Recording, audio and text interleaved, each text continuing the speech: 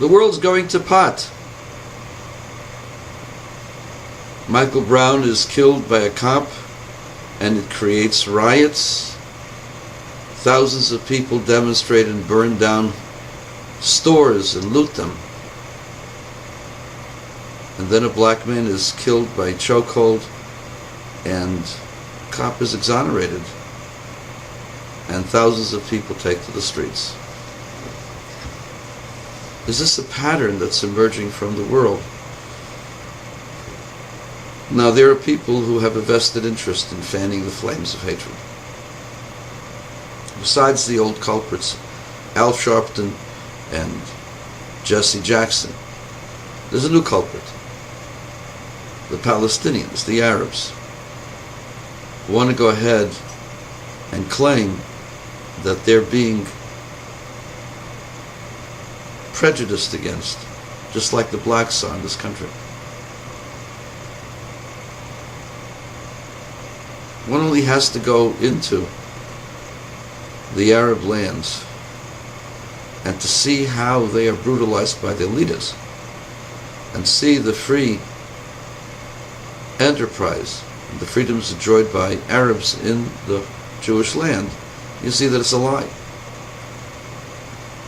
But as Goebbels taught the world, the more often you tell the lie, the more straight-faced you are, the more it becomes accepted. So here we are. People are rioting, people are unhappy, and there are people who are trying to fan the flames and utilize it for their own personal benefits. Jesse Jackson will get certain concessions from industry and from politicians that will line his pockets. Al Sharpton will become more notorious and have his radio show enhanced in numbers of audience participation, and he'll become richer and more powerful. They have a vested interest in fanning the flames. Along comes a reasonable person by the name of Charles Barkley, and he's dissed. Some or other Sir Charles is not black enough. Suddenly he doesn't understand the issues of black people. The reason for that is because there's an expectation. When I was a kid, a student, we had a teacher who we used to brutalize. He never was prepared. He didn't finish our papers. Well, next year we had him again. We thought we're going to have a good time again. He just looked at us and waited on us. And nothing happened. And the class was quiet. And that quiet pervaded our classroom for the entire year. I went, visited the school again the next year. The door was open, and it was perfectly quiet. The man had learned his lesson, and the students had stopped expecting there to be a riot. The problem is that the black community has long been expecting a riot. Why do they expect a riot? Well, people are unhappy. People are poor. People don't have jobs. Culture's broken down. Part of it is an individual, the choice of an individual. Part of it is the culture. We're not going to lay blame at this point. But obviously, something's got to be fixed.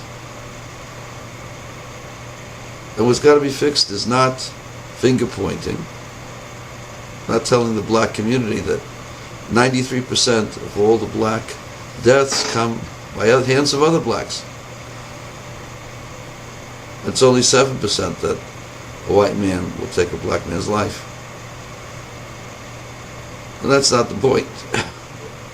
Pointing that out, they're just making them more frustrated. There's frustration. There's anger. And this is a good excuse. And you have people who fan the anger of people and egg them on to go. Sharpton, the PLO, the PA, they're doing that as well. They're egging people on to demonstrate, to be violent. So what can we do? The first thing is, you need a long-term plan. And the plan can't be just throwing money at people. You got to change the culture. How do you change the culture? The answer is you promote excellence. You demand excellence and promote excellence. And you say, I may not be perfect, but I am striving for excellence. And have Sir Charles as the poster boy. We got to change the culture. Got to change the expectations. And we got to change the poverty. Poverty doesn't change by giving people away things. You got to get people educated, not just by giving the free tuition. It's part of it. Part of it is scholarships for people who work hard. Don't give everybody. Give only those who work hard. Make it affordable. Give people choices in real life job opportunities. We need a jobs program. A realistic jobs program that's going to change the culture. Not just of the black community, but of all impoverished peoples. You can't focus just on one community. We're in all of this together. You can't just go ahead and focus on one person and not on the other person. Affirmative action has gotten you nowhere. What we need to do is we need to have a culture of excellence, and we need to go ahead and get people to strive for higher things, for higher goals. I guarantee you, Thomas Sowell can be hired anywhere in the world.